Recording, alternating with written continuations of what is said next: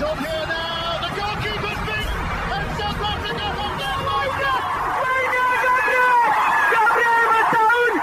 Shagger Sport 2010.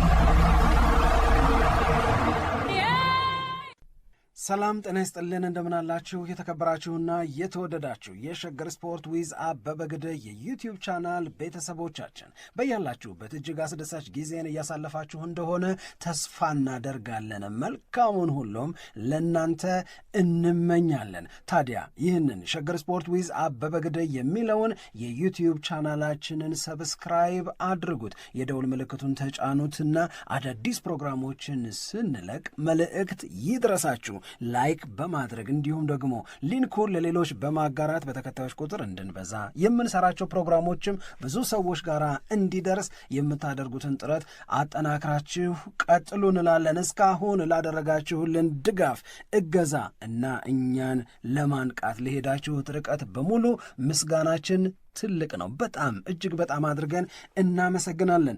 ትላንት የአውሮፓ ቻምፒዮንስ ሊግ ጨዋታዎች ተደረጉ፣ አየን። የማንቸስተር ሲቲን መሸነፍ፣ የአርሰናልን ማሸነፍ እና ሌሎችም ጨዋታዎች ተደርገዋል። በእነዚህ የትላንትና ምሽት የአውሮፓ ቻምፒዮንስ ሊግ ጨዋታዎች ላይ የነበረ ኢንተረስት ምን ያህል ነው? እንግዲህ የአርሰናልና የኢንተር ሚላን ጨዋታ ሪያል ማድሪድ ሞናኮን 6-1 በሆነ ውጤት ያሸነፈበት፣ ቦዶ ግሊምት ማንቸስተር ሲቲን 3-1 በሆነ ውጤት የረታበት፣ አርሰናል ከሜዳው ውጪ በጋብርኤል ሄሱስ እና በቪክቶር ዮከሬሽ ጎሎች 3-1 በሆነ ውጤት ኢንተር ሚላንን ያሸነፈበት ጨዋታ አለ። ቪያሪያል በሜዳው በኤል ማድሪጋል ተሸንፏል በአያክስ አምስተርዳም 2-1 በሆነ ውጤት። ስፖርቲንግ ሊዝበን ፓሪስ ሳን ዠርማን 2-1 በሆነ ውጤት አሸንፏል። ኤፍሲ ኮፐንሃገን እና ናፖሊ 1-1 በሆናቸው ውጤት ጨዋታቸውን አጠናቀዋል። የአውሮፓ ቻምፒዮንስ ሊግ የሊግ ፌዙ ወደ መጠናቀቁ ነው። አንዳንድ ጨዋታዎች ብቻ ነው እየቀሩት። እስካሁን በተደረጉት 7 ጨዋታዎች 7ቱን የሚያሸንፈው አርሰናል ነው፣ 21 ነጥብ አለው። ሪያል ማድሪድ 15 ነጥብ ይዞ ሁለተኛ ነው። ባየር ሚዩኒክ 15 ነጥብ ይዞ ሶስተኛ ነው። ባየር ሚዩኒክ ግን ገና 7ኛ ጨዋታውን አልተጫወተም እንበልና ባየር ሚዩኒክ ቢያሸንፍ 18 ነው። ስለዚህ ከአርሰናል በ3 ነጥብ አንሶ ሁለተኛ ደረጃ ላይ ይቀመጣል። የመጨረሻ ጨዋታ ላይ ያው አርሰናል በጣም አስተማማኝ የሚባል ውጤት ነው ያመጣው በአውሮፓ ቻምፒዮንስ ሊግ። እኔ የአውሮፓ ቻምፒዮንስ ሊግ የትናንትና ምሽት ጨዋታዎችን አንቺ ማንሳት አለብን በምትይው አግባብ እናንሳና ለእኔ አርሰናል የትላንትናው ማራኪ ድሉ፣ አሪፍ ውጤቱ ደግሞ ደስ ይል ነበረ ጨዋታው ማለት። ስለዚህ እሱ አሪፍ ድል እኔ ለእሁዱ ጨዋታ ስንቅነት ነው ማየው። እኔ የኔ አንግል ያለው እንዳለ እሁድ ከዩናይትድ ጋር በኤምሬትስ ስቴዲየም የሚደረገው ጨዋታ ላይ ነው። እኔ በጣም በጉጉት ከምንጠብቃቸው ጨዋታዎች መካከል አንዱ እሁድ በኤምሬትስ ስቴዲየም አርሰናል ከማንቸስተር ዩናይትድ ጋር የሚያደርጉት ጨዋታን በተመለከተ ነው። የትላንትናው የአርሰናል እና የኢንተር ሚላን ጨዋታ አርሰናል በቀደም ከኖቲንግሃም ፎረስት ጋር 0-0 ሲለያይ ተጠቅሟቸው ከነበሩ ተጫዋቾች ወደ 7 የሚደርሱ ተጫዋቾችን ለውጥ አድርጎ ወደ ሜዳ የገባበት ነው። ይህንን አይተናል፣ ይህንን አስተውለናል። እነዚህ ለውጦች የተደረጉት የእሁዱን ጨዋታ ከግምት ውስጥ በማስገባት አይደለም ብሎ መነጋገር የሚቻል አይመስለኝም። ምክንያቱም ወደ 7 የሚደርሱ የተጫዋች ለውጦችን ያደረገው አርሰናል ቤን ዋይት፣ ጋብርኤል ማግሃሌሽ፣ ማርቲን ኦዴጋርድ፣ ዴክላን ራይስ፣ ኖኒ ማድዌኬ፣ ቪክቶር ዮኮሬሽ፣ ማርቲኔሊ እነዚህ ሁሉ በዛ ጨዋታ ላይ የመጀመሪያ ተሰላፊ የነበሩ ናቸው። በትላንትናው ጨዋታ ላይ የመጀመሪያ ተሰላፊ እንዳይሆኑ የተደረገ በኋላ እነ ዴክላን ራይስ አይነት ተጫዋቾች ተቀይረው እንዲገቡ የተደረገበት ነው። ስለዚህ በአርሰናልም አእምሮ ውስጥ ባለፈው ቅዳሜ ማንቸስተር ዩናይትድ ማንቸስተር ሲቲን ገጥመው ያሳየው እንቅስቃሴ ያስመዘገበው ውጤት ቦታ የለውም ብዬ ላስብ አልችልም። አይ ልክ ነው። የሚያሳየውማ ትልቅ ነገር አለ። አንደኛ ስታየው በዚህ ጨዋታ ላይ አርሰናል አቻም ቢወጣ ቢሸነፍም እንኳን ያን ያክል ለውጥ የሚመጣበት አይደለም። አሁን የተባለውን ታሪኩን ሪከርዱን ይዞ ላይ ቀጥል የሚችልበት ሁኔታ ነው እንጂ የሚፈጠረው። ይሄ ስል በ7 የአውሮፓ ሻምፒየንስ ሊግ ጨዋታዎች በተከታታይ በማሸነፍ አርሰናል በታሪኩ ለመጀመሪያ ጊዜ ውጤት ያስመዘገበበት ነው። ይሄ ቀላል ነገር አይደለም ማለት 7 ተከታታይ የአውሮፓ ሻምፒየንስ ሊግ ጨዋታዎችን ሲያሸንፍ ማለት ነው። በዛ ላይ ደግሞ 20 ጎል አስቆጥሯል። የተቆጠረበት ጎል 2 ብቻ ነው እና ይሄንን ኢንተርናቸው ያገቡበት እና ይሄንን ሂደቱን ስትመለከት ይህንን ታሪክ ለመስራት በቃ የራሳቸውን ጥረት ያደርጋሉ ሜዳ ላይ የገቡት ተጫዋቾች ብለህ ታስባለህ። ከዛ ውጭ ግን አርቴታ ዋና የሚባሉ ተጫዋቾቹንና ድካም የሚታይባቸውን ተጫዋቾቹን በተቀያሪ ወንበር ላይ ማስቀመጡ ልክ ነው ብለህ እንድታስብ የሚያደርግ ነገር ነው። ምክንያቱም ከፊታቸው የሚጠብቃቸው ጨዋታ ፕሪሚየር ሊግ ነው። በዛ ላይ ደግሞ ከማንቸስተር ዩናይትድ ጋራ ነው የሚጫወተው። ስለዚህ የኛውን የምንጠብቀው ነገር ነው። ግን እኔ የሚሰማኝ ነገር በተደጋጋሚ በአርሰናል በኩል ይሄ ዋና የሚባሉ ተጫዋቾቹን አሳርፎ በሚገባበት ጨዋታ ላይ በጣም የሚገርም እንቅስቃሴ ነው የሚያደርገው። ባለፈውን በካራባው ካፕ ጨዋታ ከቸልሲ ጋር ሲጫወት የሚገርም እንቅስቃሴ ነበር የሚያደርገው። በዋናነት የሚታየኝ ነገር ያው የተጫዋቾቹ ጉዳይን ሳይሆን ግን የሚሰጣቸው ነጻነት የበለጠ ሜዳ ላይ ፐርፎርም እንዲያደርጉ ያግዛቸዋል ብዬ እንድረዳ አድርጎኛል። በነጻነት ነበር ትላንትና የሚጫወቱት እና ያ ደግሞ ነጻነት የታከለበት ጨዋታ ጎል ለማግባት እስከ መጨረሻው ደቂቃ ድረስ እየመሩም ጎል ለማግባት ግን የነበረው ፍላጎት የበለጠ ጠንካራ መሆኑን የምትመለከትበት ነው። በዛ ላይ ጎል ሲገባባቸው አንደኛ በጣም የሚያናድድ በቃ ስሜት ውስጣቸው እንደገባ ታያለ፣ ብስጭቱ አለ። ከዛ ቶሎ ደግሞ መልስ ለመስጠት የሚደረገውን ጥረት በዛን ያክል ጠንካራ ነው። ስለዚህ የምንወደው ነገር ነው የሚሰጡ ብቻ እኔ ሳይ እንዲህ አይነት ቅያሬዎች ሲኖሩ ለአርሰናል ቀለል ያለ ጨዋታ ነው ብለን በምናስባቸው ጨዋታዎች ላይ የሚደረገው የሜዳ ላይ እንቅስቃሴ ተመልካችን በጣም የሚያስደስት ነው። በቃ ደስ ብሎ የምታየው እግር ኳስ ይህ በቴክኒክ በታክቲክ ያልታጠረ ምናምን የሚባለው ነገር አለ። እንደዛ አይነት ነጻነት ያለው ጨዋታ ነው እና ትላንትናም እውነት ለመናገር ከኢንተር ሚላን ጋር ስለሆነ ጨዋታው ለአርሰናል በዚህ ልክ ቀላል ይሆናል ብሎ መጠበቅ የሚቻል አይመስለኝም። ውጤቱ ሌላ ነገር ቢሆንም ለአርሰናል ፋይዳው ያን ያክል ትንሽ ነው ብለን ብናስብም ግን ከኢንተር ሚላን ጋር ስለሆነ ጨዋታው ጠንካራ ጨዋታ ይሆናል ብለን የምናስብበት ነው። እኔ ግን አርሰናል ተፈትኖ ያደረገው ጨዋታ ነው ብዬ አላስብም። ቀሏቸው በነጻነት በጣም አሪፍ እንቅስቃሴ አድርገው ያጠናቀቁት ጨዋታ ነው። ግን ጨዋታው ላይ ደግሞ የታዩ ዋና ዋና የሚባሉ እንዳልከው ለእሁዱ ጨዋታ ደግሞ መልእክት የሚያስተላልፉ ነገሮችም ስላሉት እነዛን ማንሳት እንችላለን። እሺ የእሁዱን ጨዋታ ለትንሽ እናቆየውና አሁን በጀመርሽው መንገድ የትላንትናዎቹን አነጋጋሪ ጉዳዮች ለማንሳት ጥረት እናድርግ። ትላንት የነበረው የአርሰናል እንቅስቃሴ በጣም አሪፍ ነው። ዶሚኔት አድርጓል፣ አሸንፏል። ከዚህ በፊት ሲነሱ የነበሩት የግብ ዕድል ጋር መድረስ ነገር ግን ጎል አለማስቆጠር የሚባሉት ነገሮች አልነበሩም። እንደውም አሁን ለአርቴታ እንደገና ያ ጥያቄ የተነሳበት ነው። ጋብርኤል ሄሱስ 2 ጎሎችን አስቆጥሯል በትላንትናው ጨዋታ። ከዛ በኋላ ቪክቶር ዮኮሬሽ ተቀይሮ ከገባ በኋላ ደግሞ እውነት ለመናገር በጣም ቆንጆ ጎል አገባ ቪክቶር ዮኮሬሽም። ስለዚህ የመጀመሪያዎቹን 2 ጎሎች ሲያስቆጥር ጋብርኤል ሄሱስ አንድ ጥያቄ በተደጋጋሚ ይነሳ ነበረ።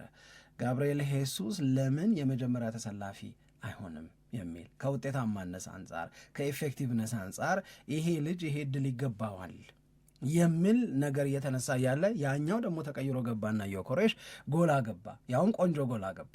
ስለዚህ አሁን ወዲያው ርዕሱ ተቀየረ። ጋብርኤል ሄሱስ ለምን የመጀመሪያ ተሰላፊ አይሆንም የሚለውን ነገር ተወት አደረጉና አርቴታ የመምረጥ ሄዴክ አለ ወይም ሊኖረው ይገባል።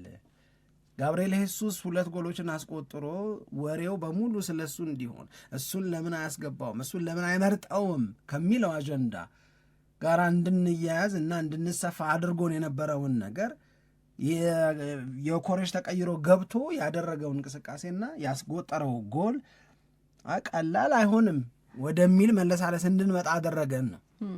የምርም ቀላል አይሆንም። ለአርሰናልና ለአርቴታ ለእኔ አሪፍ ነው። እኔ ሁለቱም አሪፍ ሆነው ከሁለቱ አሪፎች ማንን ልጠቀም ማለት ይሄ መታደል ነው። ሁለቱም አሪፍ ከሆኑለት ችግሩ የሚሆነው ምንድን ነው? ሁለቱም ቢቸገሩ ነው። በጣም የተቸገረው ማን ነው? ከሁለቱ ደካሞች የትኛውን ደካማ ልምረጥ?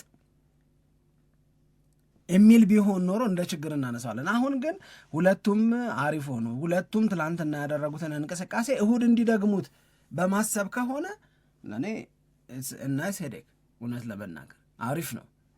ግን ምንድን ነው የሚነግረኝ ነው ለእኔ የሚነግረኝ ነገር አሰላለፉ በራሱ የትላንትናው ጨዋታ ነው ወይስ የእሁዱ የዩናይትዱ ጨዋታ ነው ለአርቴታ ዋና ጉዳይ ብባል እኔ የምለው የእሁዱ ነው። ለዛ ነው ከትላንትናው ይልቅ እሁድ ዘንበል የሆነ አስተሳሰብ ያዝኩት እኔ። ምክንያቱም 7 ተጫዋቾችን ለውጥ አድርጓል። እዛ ውስጥ ዋና ዋና ያላቸውን ተጫዋቾች አስቀምጧል። እነዚህ ተጫዋቾች እንዲቀመጡ ከተደረገ እሁድ በጣም ወሳኝ ነገር አለብኝ እያለ ነው ማለት ነው። ስለዚህ ለጋብርኤል ሄሱስ ትላንት የመሰለፍ እድል ሰጥቶ ቪክቶር ዮኬሬሽን እንደነ ዴክላን ራይስ አይቶ ተቀያሪ ወንበር ላይ ሆኖ ደግሞ መጠነኛ ደቂቃዎችን ከሰጠው ለእሁድ ቪክቶር ዮኬሬሽን እያሰበ ነው ማለት ነው ብሎ ለመረዳት የሚከብድ አይመስለኝም። የእኔን አረዳድ ነው መናገር። ምንም ሆነ ምን ግን ሁለቱም የመጀመሪያ ተሰናፊለት የተሰጠውን ሄሱስንም ተቀይሮ የገባውንም ዮኬሬሽንም የምንወቅስበት ምንም ምክንያት የለም። የሚያስወቅስ ነገር ነበራቸው። አዎ በተለይ ዮኬሬሽ ነበረው። አዎ እንደ ትላንትናው ታርሞ ስታዩ በዚሁ ይበል በዚሁ ይዝለቅ ብለሽ ትመርቅ ያለሽ በጎ ትመኛለሽ እንጂ እንደገና እየወቀስሽ የምትቀጥይበት ምንም አይነት ምክንያት የለም። አንድ መናገር የምፈልገው ይሄንን ነው። ሁለተኛው እኔ አሁንም የአርሰናል ደጋፊዎችን አፌን ሞልቼ በወቅስ እኔ ልክ ነኝ ብዬ ነው ማምነው። አሁንም አርቴታ ትላንት ተሸንፎ ቢሆን ኖሮ ሊነሱ የነበሩ ጥያቄዎች ብዙ ናቸው። እነዚህን እንደዚህ አሰላለፉን ይኸው ምናምን የምንለው የትኛውም አሰልጣኝ ነገሮችን አስልቶ ብዙ ነገሮችን ከግምት ውስጥ አስገብቶ በተጫዋቾች ያሰላለፍ ምርጫ ላይ ሪስክ ይወስዳል። በቀደምም 0-0 ሲወጣ ያንን ተናግረናል። ሪስክ ትወስጃለች። የምትወስጂው ሪስክ አንዳንዴ ጥሩ ይሆናል፣ አንዳንዴ ዋጋ አስከፍሎሽ ያልፋል። ግን አንዱ የአሰልጣኝነት ስራ ሪስክ መውሰድን። የምትወስጂው ሪስክ ውጤት ይዞልሽ ከመጣ አፕላውድ ትደረጊያለሽ። የምትወስጂው ሪስክ ኪሳራ የሚያመጣ ከሆነ ትወቀሻለሽ። ይሄ እንዳለን ግን ትናንት 7 ተጫዋቾችን ተቀያሪ ወንበር ላይ አስቀምጦ የመጀመሪያ ተሰላፊነት እድል የተሰጣቸው ተጫዋቾች ፐርፎርም ያደረጉበትን መንገድ ያመጡትን ውጤት እያደነቅን ከሆነ ሪስክ መውሰድ ማለት በኖቲንጋም ፎረስቱም ጨዋታ እንደዛ ነው። ያ ማለት ማርቲኔሊን እና ማድዌኬን የመጀመሪያ ተሰላፊ ማድረግ። ማድዌኬ ከዛ ጨዋታ በፊት የነበረውን ነገር ከግምት ውስጥ አስገብቶ የሰጠው እድል። ማርቲኔሊ በሰሞኑ ጨዋታዎች ከኖቲንግሃም ውጭ በነበሩት የሰሞኑ ጨዋታዎች አትሪክ ሰሪ ውሱ ነው፣ ጎል አስቆጣሪ ውሱ ነው፣ የግብ ዕድል ፈጣሪ ውሱ ነው። በመስመር በኩል በግራ መስመር በኩል የሚያደርጋቸው እንቅስቃሴዎች በሙሉ ውብና ጠንካራ ናቸው። እናም ማርቲኔሊን በተመለከተ የምንናገር የነበረው ነገር በሙሉ እኮ ሸጋሸጋ በጎ በጎ ሸጋሸጋ በጎ በጎ መሆን ጀምሮ ነበረ እኮ።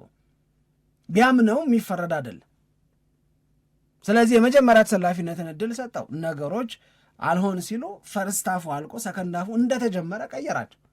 አንድ አሰልጣኝ ከዚህ ሌላ ምንድን ነው ያደረግ የሚችለው? ለምንድን ነው ማርቲኔሊ ያባከናቸውን ኳሶች ማርቲኔሊን የማንወቅሰው? ብዙ ጊዜ አሰልጣኞች የሚሉት ነገር አለ። የኔ ሐሳብ የጨዋታ ሐሳቤ ተጫዋቾቹን የማዘጋጃቸው ግብጋ እንዴት እንደሚደርሱ ነው። ግብጋ ከደረሱ በኋላ ዮኬሬሽ የሳተውን ግብጋ ከደረሰ በኋላ ማርቲኔሊ የሳተውን ነገር አርቴታን አይደለም የምትወቅሽው። እነሱ ስተዋል አይደል? የቡካዮ ሳካ ምንም ማድረግ አይችልም ነው እንጂ እሱም ስቷል። ዩ ካንት ብሌም ዘ ማናጀር። እውነት ለመናገር አትሺ ምን ብለሽ ነው? እኔ ስለማይገባኝ ነው የምረዳው። እኔ ምንድን ነው በቃ ያልታደለ ነው አለ አንዳንዴ የእውነት ያልታደለ ሰው ይሆንብኛል። ኤኒ ክለብ በዚህ ሰዓት ላይ በአርሰናል ጥንካሬ ላይ ይገኛል ወይ? እንደነዚህ ያሉ ነገሮችን ለበጣም ብዙ ጥሩ ነገሮቹ ሲባል የመታገስ ነገር የለም። እንደገና ግቡና እዩት በየሶሻል ሚዲያው ምን ሲባል እንደነበረ። አርቴታን ለመሳደብ፣ አርቴታን ለመውቀስ፣ አርቴታን አይችልም ለማለት፣ ከሱ ጋር ተሆኖ ዋንጫ አይታሰብም ለማለት አፋቸው ላይ የተጠራቀመ ወሬ ያለባቸው በጣም ብዙ ሰዎች አሉ። ይሄ እኔ ልክ አይደለም፣ በትክክል አናላይዝ ተደርጎ ነው ወይ እውነት የሚወቀስባቸው ያለፉ ጊዜ ጨዋታዎች አሉ። አዎ ያለፈውን የቅዳሜ ማታ ጨዋታ ግን አሁን ነው ዋይ ለምን እንደዛ እንደሆነ ሪስክ መውሰድ ማለት አሁንም በኢንተር ሚላኑ ጨዋታ እንደዚህ አይነት ያሰላለፍን ሊያደርግ ይችላል። ብዙ ታሳቢ የሚያደርጋቸው ነገሮች አሉ። ከኖቲንግሃም ፎረስት ጋር አልሰራለትም። ትናንትና ግን አምኖ ያስገባቸው ተጫዋቾች ሰርተውለታል። እንዲህ ነው እኔ የምለው። ይህንን አንድ ተናግሮ ማለፍ በጣም ስለምፈልግ ነው። ይሄ ጨዋታ ብዙ አይረባም፣ ይሄ ጨዋታ ምናምን የሚባል ነገር ለእኔ እንትን አይለኝም። በአውሮፓ ቻምፒዮንስ ሊግ የሊግ ፌዝ ጨዋታ ላይ አንደኛ መሆን አርሰናል በዘንድሮ የውድድር ዓመት እንደ ግብ የያዛቸውን ዋንጫ የማሸነፍ እቅዶች እውን ለማድረግ ያግዛል። አንደኛ መሆን ምንም ትርጉም የለውም ብሎ ማሰብ አይቻልም። ለሱ ብለሽ የምታበላሽው ሌላ ነገር እንዳይኖር እየተጠነቀቅሽ ግን ያንን አቺቭ ለማድረግ ከታሪክ አንጻር ብቻ አይደለም። ምንድን ነው የሚሉት መሰለሽ ሩት ቱ ዘ ፋይናል የሚባል ነገር አለ። ያ ማለት እስከ ፍጻሜው ድረስ የምትሄጅበትን መንገድ የሊግ ፌዝ አንደኝነትሽ ይወስነዋል። የሊግ ፌዝ ውጤትሽ ይወስነዋል። የሊግ ፌዝ ውጤትሽ ይወስነዋል ማለት ወይ ያቀለዋል ወይ ያወሳስበዋል ማለት ነው። የአርሰናል አንደኝነት ያቀለዋል ሩቱን፣ ወደ ፋይናል የሚሄደውን ሩት ተጋጣሚዎቹ ቀለል ያሉ የመሆን ዕድሉን ይጨምርለታል። ስኖት ቀላል ነገር አይደለም። በዚህ የጨዋታ መደራረብ በዚህ አስቸጋሪ ሊሆን ይችላል ተብሎ በሚታሰብ ፉክክር ውስጥ ቀለል ያሉ ተጋጣሚዎችን እያገኙ የመሄድን ዕድል በአንደኝነት ማሳካት ቀላል ነገር አይደለም። እኔ ስለ ፍራንክ አላወራም። ይሄ ግን ወሳኝ ነው። ድሮ የነበረው የአውሮፓ ቻምፒዮንስ ሊግ የምድብ ማጣሪያ ጨዋታ ሲጠናቀቅ ዕጣ ያወጣ ነበራ ከማደረሰን ምናምን የምትየው የሚደርስሽ ተጋጣሚ ብዙ ርቀት መጓዝሽንም በአጭር መቅረትሽንም የሚወስን ስለሆነ ነው። ወይ ከባድ ነው የምትየው ከሆነ በቃ። አሁን ግን የአርሰናል አንደኝነት ይሄ ፋይዳ እንዳለው መርሳት የለብንም ነው።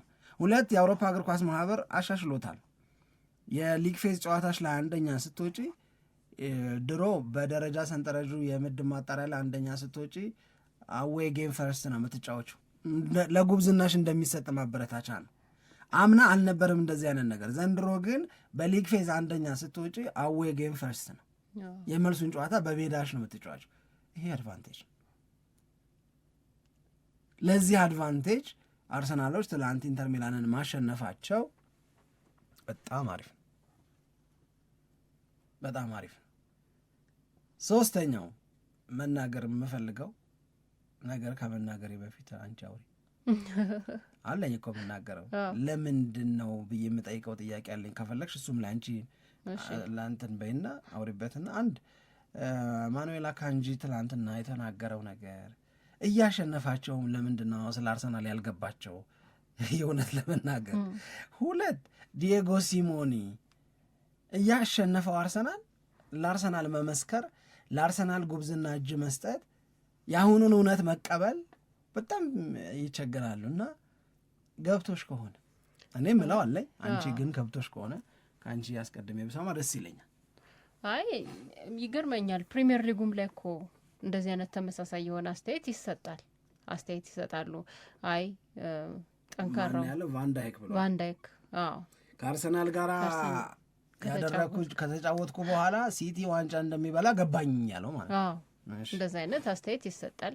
እንደገና ደግሞ እንዲሁ ፊት ለፊት ስትመለከተው አንዳንዴ እውነት ቢሆንም ግን እነሱ የተጠቀሙበት መንገድ ያጠራጥራል የምትለው በዲሴምበር ዋንጫ የበላ የለም፣ በጃንዋሪ ዋንጫ ያነሳ የለም ምናምን የሚል ከጥንካሬውን ከማጉላት በላይ ነገሮች በጣም ገና መሆናቸውን ለማሳየት የሚጥሩ አስተያየቶች ይሰጣሉ። እውነት ነው፣ በዲሴምበርም በጃንዋሪም ዋንጫ አይበላም፣ ግን ደግሞ የሚያመላክት ነገር አለው፣ ምንም ጥርጥር የለውም። አሁን አርሰናልን በጥንካሬ ደረጃ ለማንሳት ከፈለክም በፕሪሚየር ሊጉ ከፈለክም በሻምፒየንስ ሊጉ በጣም ጠንካራው የሚባለው ክለብ አርሰናል ነው እና ይህንን ደግሞ እነሱም ያውቁታል። አሁን አካንጂ የአርሰናልን ጉዳይ በተመለከተ ከአሰልጣኙ ጋራ ዝግጅት አድርጓል ይህንን ጨዋታ ለመጫወት ካለምንም ዝግጅት ስለ አርሰናል ምንም አይነት እውቀት ሳይኖራቸው እንዲህ አይነት ጨዋታን አያደርጉም።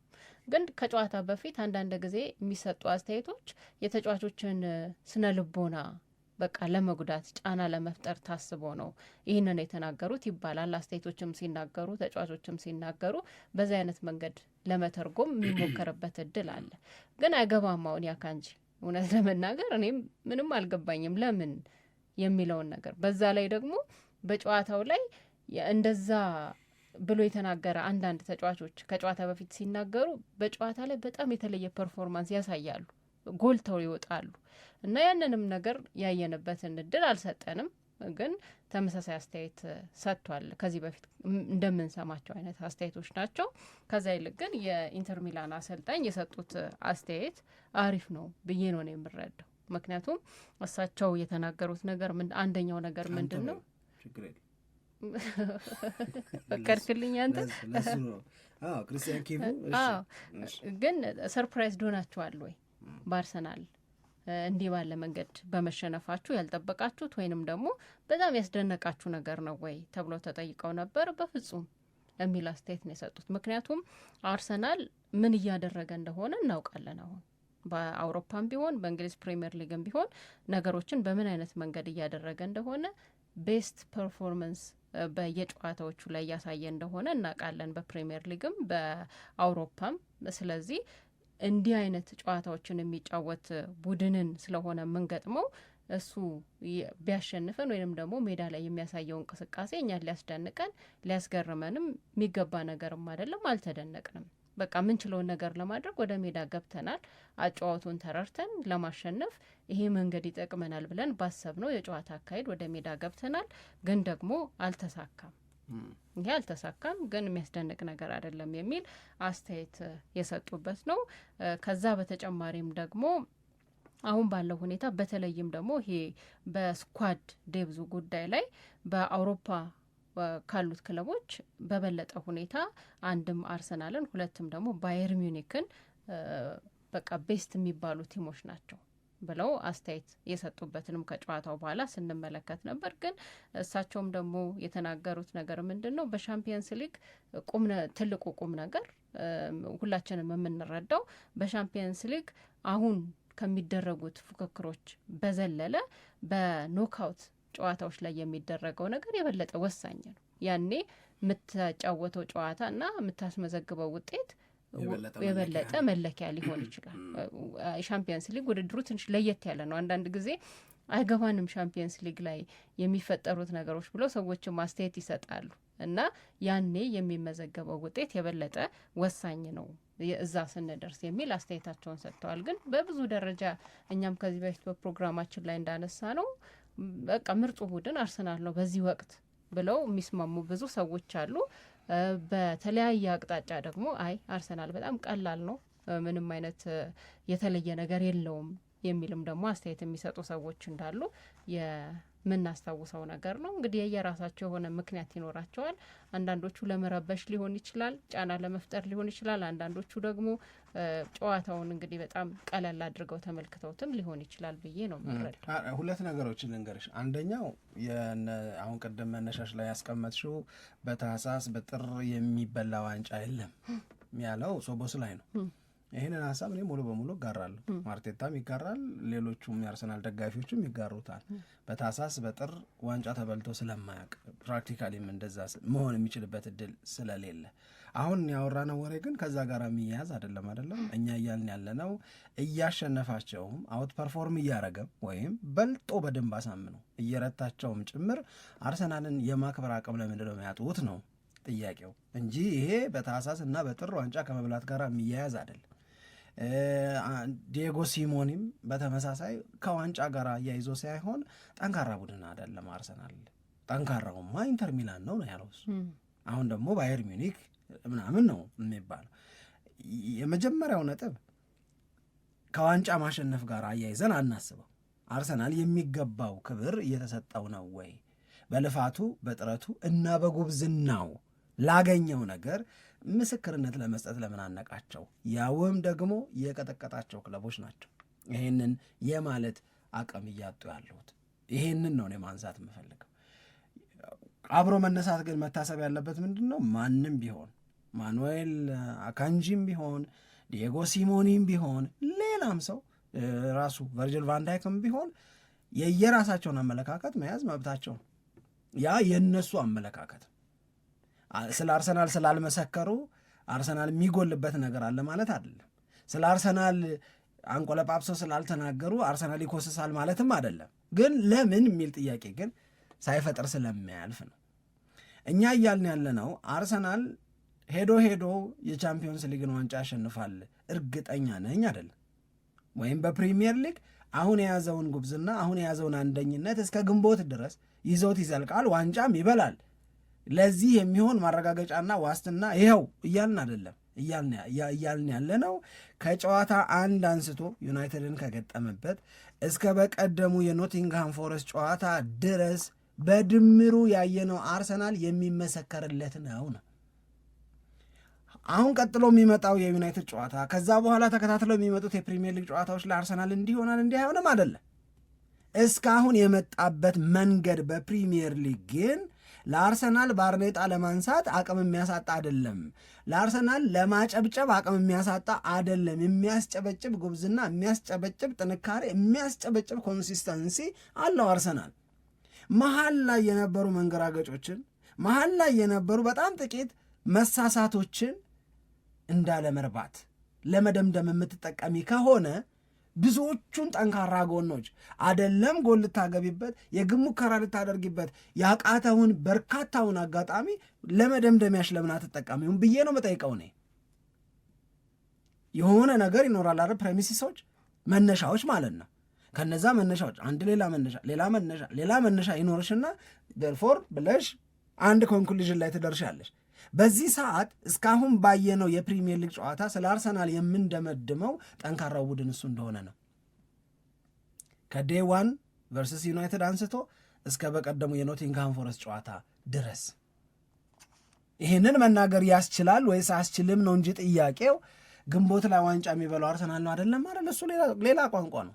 እሱ ጄኔራል ትሩዝ ወይም ይህ እንደ ዩኒቨርሳል ፋክትም ልትወስጁ ትችላለች። ኖበዲ እስካሁን ድረስ ዲሴምበር ላይ የፕሪሚየር ሊግ ሻምፒዮን ተብሎ ክራውንድ ሆኖ አይተንም አናውቅም። ልክ ነው። በጣም ብዙ ነገሮች ሊገለባበጡ ይችላሉ። እስኪ ገለባበጡ ድረስ እስካሁን ያየሁትን ነገር መነሻ አድርጌ ለአርሰናል ዲው ክሬዲቱን መስጠት ግን ለምን አቅም የሚያሳጣኝ የመጀመሪያው እሱ የኔ ነጥብ ነው። ሁለተኛው በአውሮፓ ቻምፒዮንስ ሊግ፣ ይሄ በፕሪሚየር ሊግ፣ በአውሮፓ ቻምፒዮንስ ሊግ የሊግ ፌዝ ጨዋታ ይገባናል። እሱ የገባው ነገር ይገባናል። የሊግ ፌስ ጨዋታ ሌላ ታሪክ ነው። የኖካውት ጨዋታ ሌላ ታሪክ ነው። ይሄም ልክ ነው። አርሰናል ጠንካራ ነው ስትይ በሊግ ፌስ ጨዋታዎች 7 ጨዋታ አድርጎ በሜዳውም ከሜዳውም ውጭ ተጋጣሚዎቹን በሙሉ ካሸነፈ ቢጎብዝ ነው ማለት እንዴት ያቅትሻል? አሪፍ ቢሆን ነው ለምን ማትየው? በመንገዱ ላይ ያሸነፋቸው ተጋጣሚዎች እነማን ናቸው ስትይ የበለጠ የምትመሰክርለትን ባየር ሚዩኒክን ጨምሮ መስካሪውን ኢንተር ሚላንን መስካሪውን አትሌቲኮ ማድሪድን ጭምር አሸንፏል አርሰናል። 8ኛው የሊግ ፌዝ ጨዋታና ከዛ በኋላ የሚመጡት የኖካውት ጨዋታዎች የራውንድ ኦፍ 16 የኳርተር ፋይናል የሰሚ ፋይናል ስለሱ ያወራል። ስለሱ በርትቶ ከቀጠለ እንዲሁ እየተመሰከረለት ይቀጥላል። ወለም ካረገው ወለም አረገው ብሎ ደግሞ ይነገራል ስንደርስበት። ከወዲሁ ስለ ኖክአውቱ የምንነጋገር ከሆነ ስለ ጥሎ ማለፉ የምንነጋገር ከሆነ ሀቅ ላይ ተመስርተን ሳይሆን ግምት ላይ ተመስርተን ነው። ግምታችን ትላንትናን መነሻ ያደርግና ለአርሰናል በጎ ነገር የመሆን ዕድሉ ሰፊ ነው ብለን ልንናገር እንችላለን። ግን አፍተር ኦል ኢትስ ግምት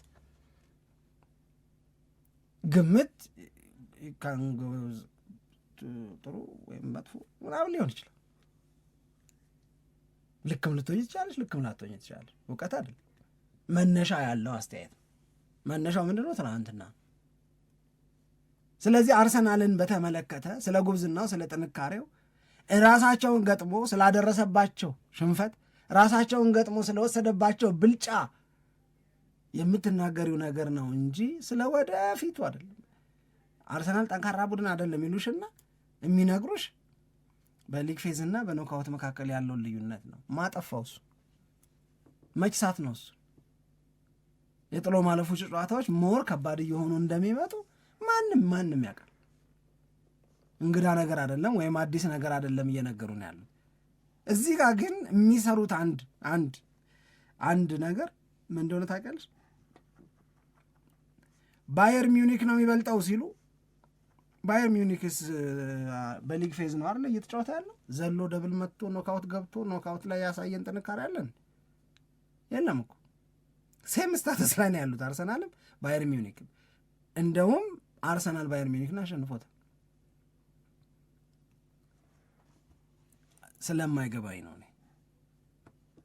ቢሸነፍም ቢያሸንፍም እንደ ተጋጣሚ የበለጠ ጠንካራ ባየር ሚዩኒክ ነው ከሆነ ለዛ ደግሞ ነጥቦችን አስቀምጦ ነው ክርክሩ መቀጠል ያለበት ወይም የሚሰጠው አስተያየት መቀጠል ያለበት እንጂ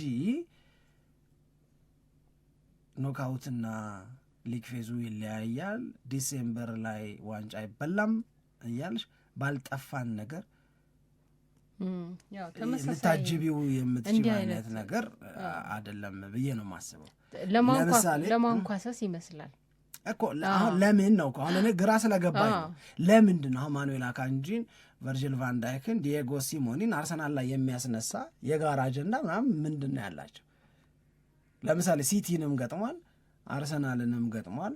ሲቲን ሲገጥም ከብዶታል ማለት ነው ጌሙ። ቨርጂል ቫን ዳይክ አርሰናልን ሶፍት ሆኖ አግኝቶታል ማለት ነው። እሱን አላብራራው። በቃ ያላት አንድ ነገር ናት። አርሰናልን ሲገጥም የገባኝ ማንቸስተር ሲቲ ዋንጫ እንደሚበላ ነው አለ እያለኝ ያለው አርሰናል አይረባም ነው። ዲየጎ ሲሞኔ የወቅቱ ምርጡ ቡድን አርሰናል አይደለም ኢንተር ሚላን ነው የሚለው። የኢንተር ሚላን ሰዎች ደግሞ ባየር ሚኒክ ነው ይላል። ለምን አርሰናልን ይዘሉታል የሚለው ጥያቄ ስላልገባኝ ነው። ዞሮ ዞሮ በእነሱ ምስክርነት የሚጨምር ነጥብ የለም፣ የሚቀነስም ነገር የለም። አርሰናል የሚገባውን ነገር ማሳጣት ግን ልክ ነው ብዬ አላምንም። ያልገጠማቸው ክለቦች ቢሆኑ ኖሮ እጁን ስላላዩ ነው ትያለሽ። አሁን የገጠማቸው ገጥሞን ብልጫ የወሰደባቸው ተጋጣሚዎች ናቸው። የአርሰናል ጥሩነትና ጥንካሬ አልታያላቸው ግራ በመጋባት ውስጥ የሚከት አስተያየት ስለመሰለኝ ነው ናውራበት ያልኩሽ። እሺ ማንን ወደድሽ በትናንትናው ጨዋታ? ገብርኤል ሱስ በጣም አሪፍ ነበር፣ ቆንጆ ነው በጣም። በዛ ላይ ደግሞ ከጨዋታውን በኋላ ሲናገር ምን ያክል ብስለት እያመጣ እንደሆነ ራሱ የተናገረበትም ሀሳብ አለ። በጣም ጎል ባገባ ቁጥር ግን እምባው እየመጣ ነው አለ። እሱም ልጅ ሆኜ በቴሌቪዥን በሻምፒየንስ ሊግ እንደዚህ የጣሊያን ሴሪያን እከታተል ነበር በቴሌቪዥን እና ያኔ በቃ የምጓጓው ነገር ነው የነበረው ከጣሊያን ክለቦች ጋር ተጫውቶ በሻምፒየንስ ሊግ፣ በዛ ላይ ደግሞ ጎል ማስቆጠር በቃ እምባ ይመጣል። 11 ወር ምናምን ኳስ 11 ወር ምናምን ደግሞ ኳስ ርቄ በጣም በቃ ስሜት የሚነካ ነገር ነው የነበረው አለ።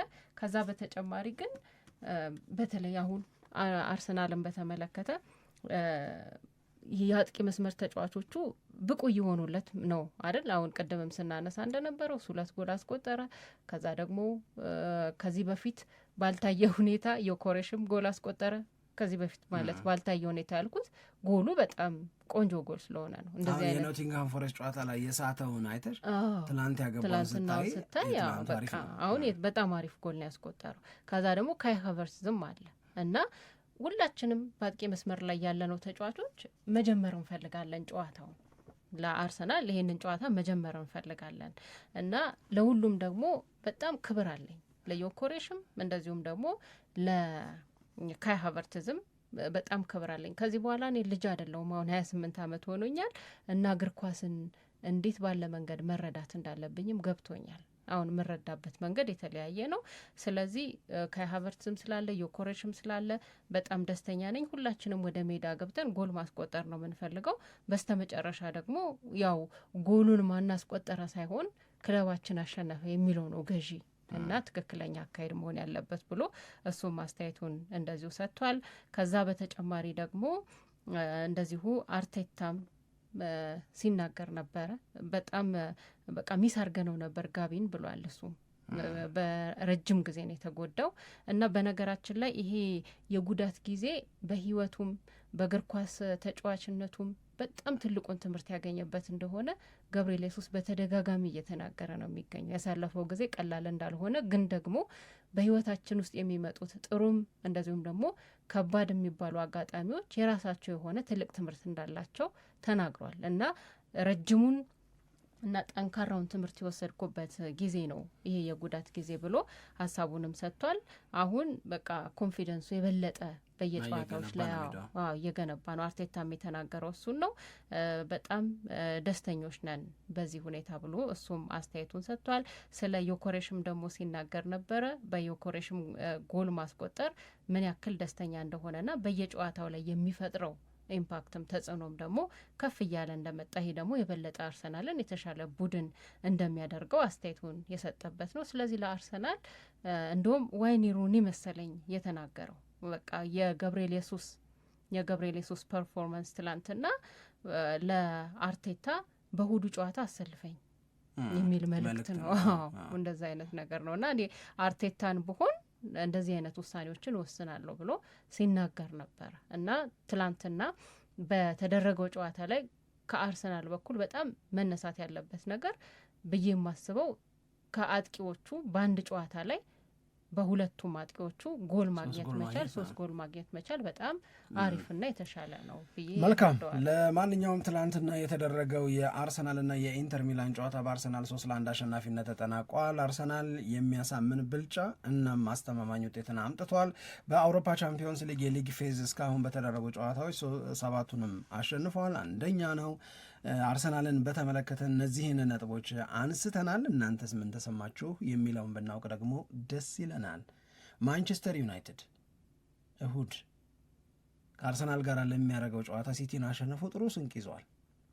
አርሰናል እሁድ ከማንቸስተር ዩናይትድ ጋር ለሚያደርገው ጨዋታ ኢንተር ሚላንን ትላንት አሸንፎ ጥሩ ስንቅ ይዟል። እሁድ ልዩ ነው።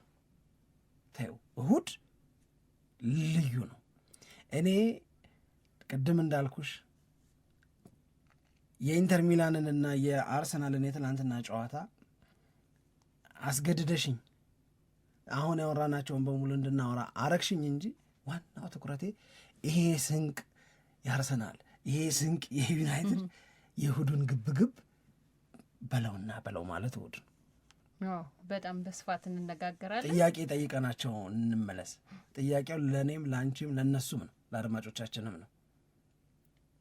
አርሰናልና ማንቸስተር ዩናይትድ በኤምሬትስ እሁድ 1:30 የሚያደርጉትን ጨዋታ ዩናይትድ ሲቲን ካሸነፈ በኋላ ጨዋታውን የምጠብቁበት መንገድ አልተቀየረም። የዩናይትድ ደጋፊዎች በጨዋታው ላይ ያላችሁ ጉጉት ከፍ አላለም? አውጣት እስኪ እሷን ስሜን። በኖቲንግሃም ፎረስት 0-0 በመለያየት ብስጭት ውስጥ ገብተው የነበሩ ማዘን ውስጥ ገብተው የነበሩ የነጥብ ልዩነታችንን ማሳደግ እንችል ነበር ይሉ የነበሩ የአርሰናል ደጋፊዎች በትላንትናው የአርሰናል ፐርፎርማንስና ኢንተር ሚላንን በጆሴፔ ሜዛ 3-1 ማሸነፍ የእሁዱን ጨዋታ በበለጠ ልብ እንደተጠበቁት አላደረጋችሁም። ማንንም አይፈራም በእሁዱ ጨዋታ። እንመለስበት።